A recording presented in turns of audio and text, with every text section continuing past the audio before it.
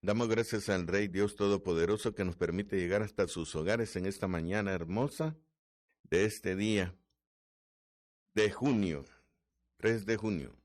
Bendito sea el nombre del Señor. Y esperamos que, así como está llevando lluvia de bendiciones a su vida, traiga edificación a través de la palabra que en esta mañana se va a estar ministrando. Con la unción del Espíritu Santo es nuestro ruego para que su vida en todo momento sea edificada y usted pueda crecer y desarrollarse en el nombre del Señor. Un saludo de parte de Misión Cristiana Jesús el Agua de la Roca. Y en esta mañana le invito a que abra su Biblia en el Evangelio según San Lucas, capítulo 17, y vamos a estar leyendo los versículos del 7 al 10.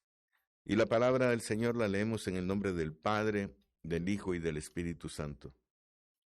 ¿Quién de vosotros, teniendo un siervo que ara o apacienta ganado, al volver él del campo, luego le dice, pasa, siéntate a la mesa? ¿No le dice más bien, prepárame la cena, cíñete y sírveme hasta que haya comido y bebido, y después de esto, come y bebe tú? ¿Acaso da gracias al siervo porque hizo lo que se le había mandado? Pienso que no. Así también vosotros, cuando hayáis hecho todo lo que os ha sido ordenado, decid, siervos inútiles somos, pues lo que debíamos hacer, hicimos. Quiero traer a su reflexión en este momento el pensamiento que tiene Cristo Jesús respecto al servicio que nosotros le prestamos. Y trae esta figura de una persona que tiene un siervo al cual pues le encomienda el trabajo que tiene que realizar. ¿Y cuáles son las características de este siervo? Pues que él está trabajando en el campo y después de trabajar en el campo le toca trabajar en la casa. Ese siervo está para servir, no para ser servido. Y después de que hace todo lo que tiene que hacer, porque eso fue lo que se le ordenó, es considerado un siervo inútil, porque solo hizo lo que se le dijo que tenía que hacer. Ese es el pensamiento de Cristo Jesús con respecto al servicio que nosotros le tenemos que prestar. Y muchas veces nosotros en nuestra vida cristiana nos sentimos agotados porque tenemos que ir a la iglesia 2, 3, 4 veces a la semana, ¿verdad? Y decimos que ya no nos queda tiempo para nada. Pero Dios está esperando mucho más de nosotros que solo ir a la iglesia. Porque la vida cristiana no es iglesia. La iglesia únicamente es como esa estación de gasolina donde usted recarga para seguir adelante, para seguir sirviéndole al Señor. Es donde es instruido acerca de la interpretación correcta de la palabra del Señor. Y por esa causa es que están en las iglesias. La iglesia es únicamente una estación de recarga. Una recarga espiritual, una recarga de propósito, porque muchas veces nos olvidamos de cuál es el propósito para el cual nosotros estamos siguiendo a Cristo Jesús. Y pensamos que ya llegamos a la gloria, y todavía no hemos llegado, todavía estamos en el camino. Que toda la recompensa, todo el galardón, toda la razón por la cual nosotros estamos siguiendo a Cristo Jesús no está en esta tierra. Esta tierra es pasajera. Esta tierra es únicamente el lugar donde nosotros podemos comprobar que nuestro corazón y nuestra vida le pertenecen a Cristo Jesús en medio de toda la prueba que este mundo nos trae hacia nosotros. Porque estamos librando una batalla de mantener nuestra santidad, de mantenernos consagrados al Señor, cumpliendo su palabra para poder alcanzar la promesa de la vida eterna. Y mientras estemos aquí, el llamado que tenemos es a servir a Cristo Jesús. Por lo tanto, lo vamos a hacer en el campo, lo vamos a hacer en la casa, lo vamos a hacer en el trabajo, lo vamos a hacer en cualquier lugar donde nosotros nos encontremos, le vamos a servir al Señor. Y cuando hayamos hecho todo lo que tenemos que hacer en este día, vamos a decirnos, siervos inútiles somos, porque solo lo que debíamos hacer, hicimos. Porque al Señor, hermano, hay que darle todo. Él espera todo de nosotros. Y por eso debemos esforzarnos para poder agradarlo, para poder obtener de su rostro una sonrisa de agrado, de complacencia. Y si le damos menos, indudablemente el Señor no se va a sentir complacido. Por eso es que debemos comprender, hermano, que en esta tierra nosotros somos siervos y considerados siervos inútiles porque solo hacemos o deberíamos hacer lo que nos ha sido encomendado, que es vivir como Cristo Jesús vivió. Él es nuestro ejemplo, Él es nuestro modelo a seguir. Pero también tenemos que entender, o sea, que así como nosotros vamos a la iglesia para ser instruidos, para ser preparados, para ser capacitados, para ser dotados de poder y de sabiduría para servir al Señor, también llega el momento en que nosotros dejamos de ser discípulos. Después de dejar de ser enseñados al servicio, llega el momento en que nosotros debemos comenzar a ser siervos.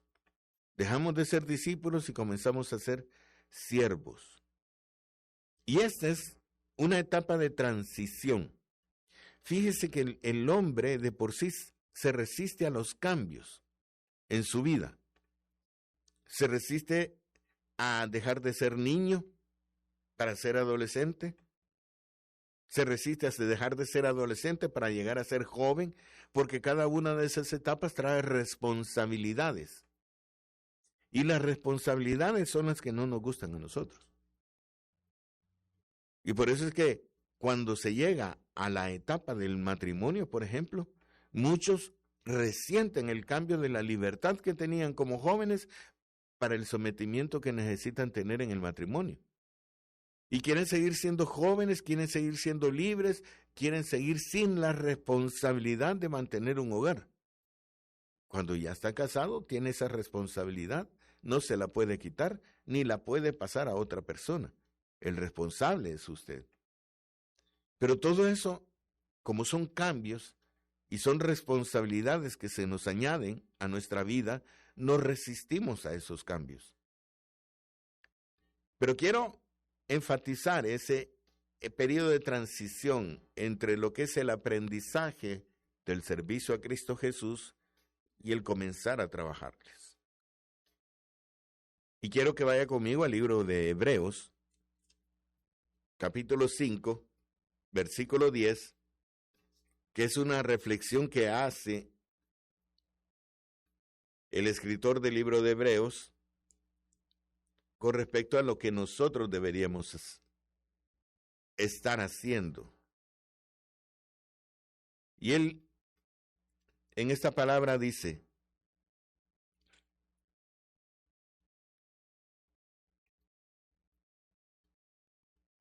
acerca de esto, tenemos mucho que decir. Y difícil de explicar por cuanto os habéis hecho tardos para oír. Hebreos 5:11. Porque debiendo ser ya maestros después de tanto tiempo, tenéis necesidad de que se os vuelva a enseñar cuáles son los primeros rudimentos de las palabras de Dios. Y habéis llegado a ser tales que tenéis necesidad de leche y no de alimento sólido. Porque hay un tiempo, hermano, hay un tiempo para aprender, dice la palabra. Hay un tiempo para enseñar.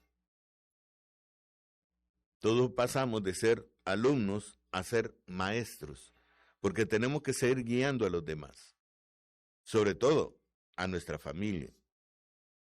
Que todos los que somos cabeza de familia tenemos la responsabilidad de instruir a nuestra familia en las cosas del Señor. Pues la Biblia nos relata un momento así. Quiero extraer rápidamente esa reflexión en el libro de Lucas, capítulo 10.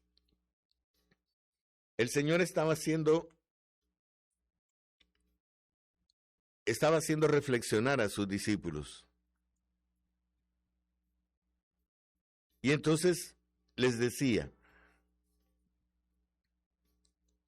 después de estas cosas, designó el Señor también a otros 70, quienes envió de 2 en 2 delante de él a toda ciudad y lugar a donde él iba a ir. Y les decía, la mies a la verdad es mucha, mas los obreros pocos. Por tanto, rogad al Señor de la mies que envíe obreros a su mies. He aquí yo os envío como corderos en medio de lobos. No llevéis bolsa, ni alforja, ni calzado, y a nadie saludéis por el camino. Y cualquier casa donde entréis, primeramente decid, paz sea esta casa. Son las instrucciones que le estaba dando cuando ellos todavía estaban como discípulos. Entonces les decía, no lleven bolsa, no lleven alforja, ¿verdad? Ni calzado. ¿Por qué? Porque le decía que el obrero es digno de su salario. Entonces ellos estaban aprendiendo a servir y el Señor se encargaba de sustentarles todo lo que necesitaban. Pero iba a llegar el momento de la prueba. Iba a llegar el momento en que ya no iba a estar el Señor con ellos. Y entonces en Lucas 22 les hace reflexionar en el versículo 35 y les dice, y a ellos dijo, cuando os envié sin bolsa, sin alforja y sin calzado, ¿os faltó algo? Y ellos dijeron, nada. Y les dijo, pues ahora, el que tiene bolsa, tómela, y también la alforja, y el que no tiene espada, venda su capa y compre una.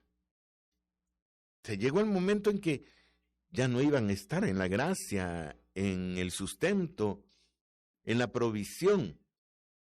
Llegó el momento en que cada uno tenía que comenzar a caminar solo. Y eso es lo que les estaba diciendo, prepárense para caminar solos, porque ya dejan de ser discípulos y comienzan a ser maestros. Y en ese entonces dejaban de ser discípulos e iban a comenzar a caminar como apóstoles. Ya una persona graduada completamente. Y entonces ya no solo le dijo, tomen la bolsa, tomen la alforja, tomen el calzado, sino también le dijo, consíganse una espada. ¿Por qué? Porque iban a tener momentos difíciles, iban a tener momentos de angustia, iban a tener momentos en que su vida iba a estar en peligro. Y por eso es que los quería preparar para todo. Ya no iban a estar con la cobertura de su persona, o sea, de Cristo Jesús, hombre, ya no le iban a tener, porque él indudablemente tenía que seguir en el plan al cual Dios Padre lo había mandado, que tenía que entregar su vida y subir a su gloria. Entonces ya no iba a estar con sus discípulos en ese momento. Y todos nosotros nos necesitamos preparar también, porque el tiempo de la gracia, del sustento y de la provisión termina. El tiempo de estar cobijado dentro de una iglesia termina. Como alumnos, como gente que se le está dando leche para que conozca la palabra, para que aprenda a orar, para que aprenda a presentar el sacrificio que lo va a venir purificando. Llega el momento en que cada uno de nosotros se tiene que volver un siervo. Ya no ser dependiente, sino ser quien atienda al pueblo, a la familia, a las personas necesitadas. Y por eso es que nosotros nos debemos preparar. Porque en todo momento nosotros vamos a ser probados. Y eso fue lo que les pasó a sus discípulos. Y para ello nos vamos a Marcos capítulo 14.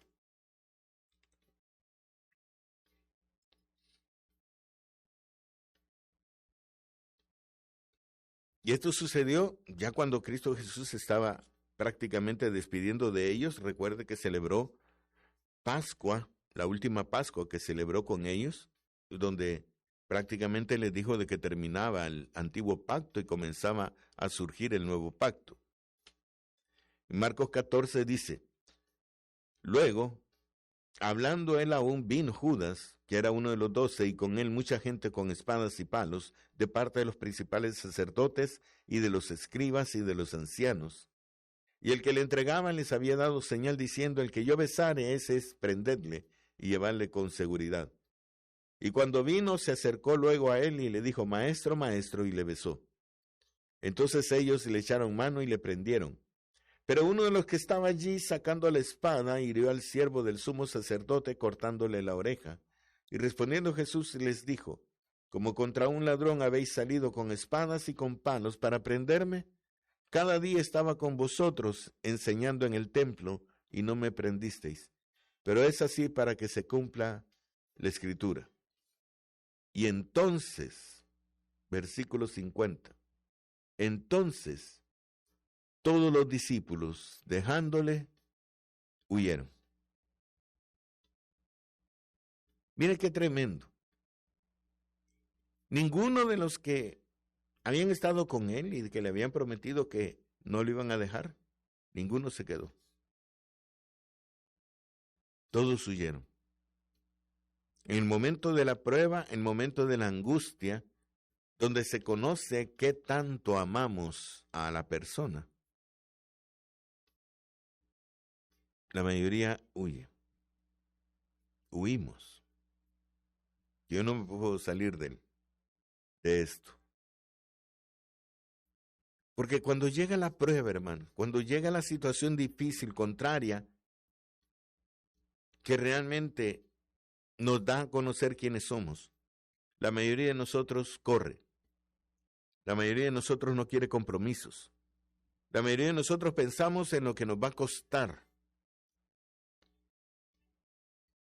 Ya sea estar en la iglesia o servir al Señor o abrir una casa de oración o ir a predicar a la calle o entregar un tratado. Todos pensamos en lo que nos va a costar y no lo hacemos.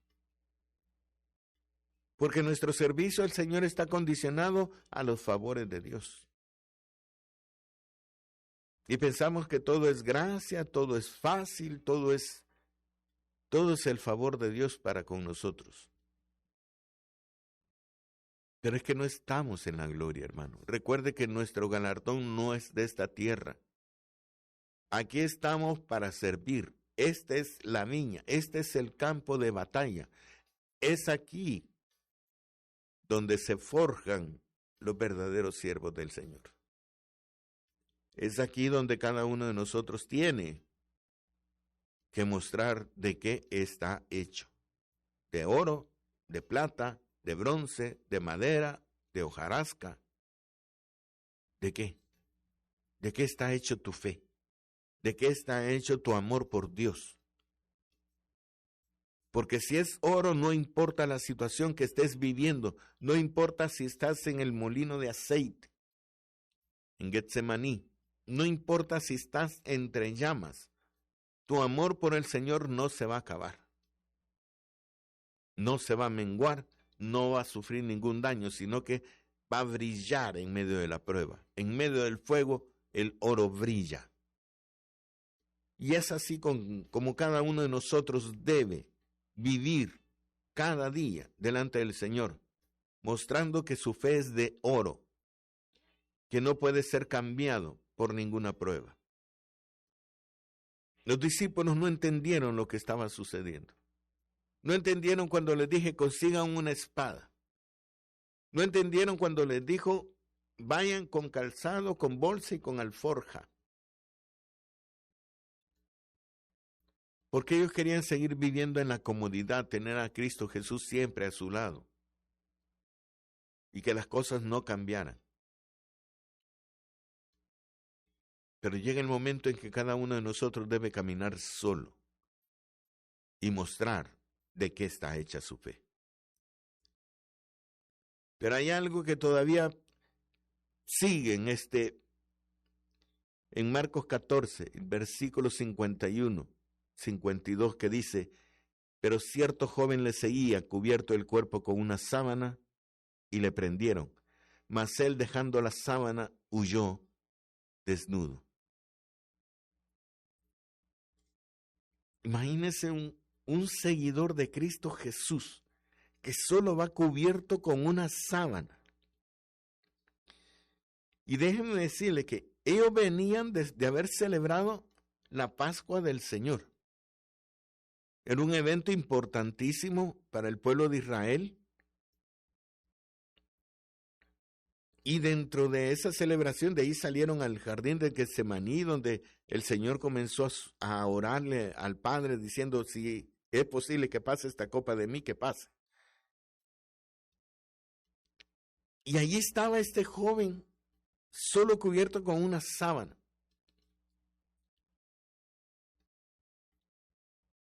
Y solo me trae en memoria lo que dice el libro de Apocalipsis, donde dice, yo conozco tus obras, que ni eres frío ni caliente.